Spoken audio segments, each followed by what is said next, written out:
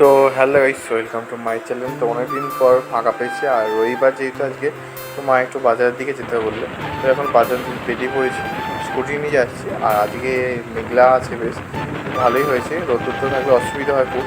তো আস্তে আস্তে চলে গেলাম ঝিকিরাতে। তো ঝিকিরাতে দিয়ে বাজার করতে যাচ্ছি, আর কী বাজার করবো তো তোমাদের সঙ্গে সেটা সব শেয়ার করবো। আর অনেকদিন পর এরকম ব্লগ করছি, তো বেশ ভালোও লাগছে। আর এটা কালকে পুজো ছিল, তো ঠাকুরটা এখন বিসর্জন হয়ে গেছে। তো এটা হচ্ছে রাউটার মাঠ। তো তোমরা রাউটার মাঠ অনেকবার দেখিয়েছো, দেখিয়েছি তোমাদেরকে, তো আরেকবার দেখিয়ে দিলাম। আর এটা হচ্ছে ঝিগড়া পোল।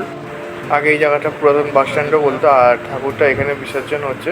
তো প্রত্যেকটা ঠাকুর এখানে বিসর্জন হয়।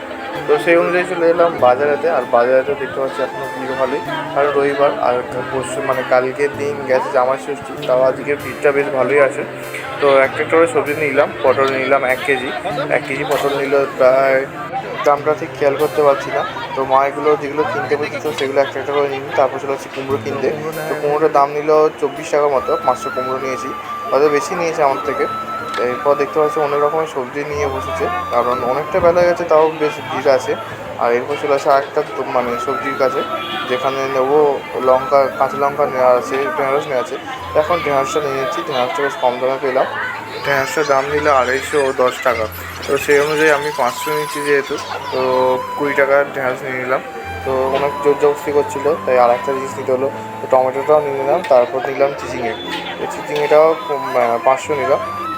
এরপরে চলে যাই মাছের বাজারেতে, কারণ মাছও নিতে হবে। তো মাছ 60 টাকার মাছের মতো দামটা পড়লো। তো দামটা একটু বেশি নিয়েছে অনেকটাই, তো দেখাচ্ছি তোমাদেরকে।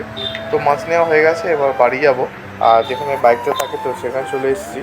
আর অনেকটা দেরি হয়ে গেছে, তো একটু দেরি হয়ে গেছে, তো তাড়াতাড়ি চলে এসেছি। আর এরপর গেছিলাম চপের কাছে, চপের দোকানে চপ নিয়ে চলে এলাম।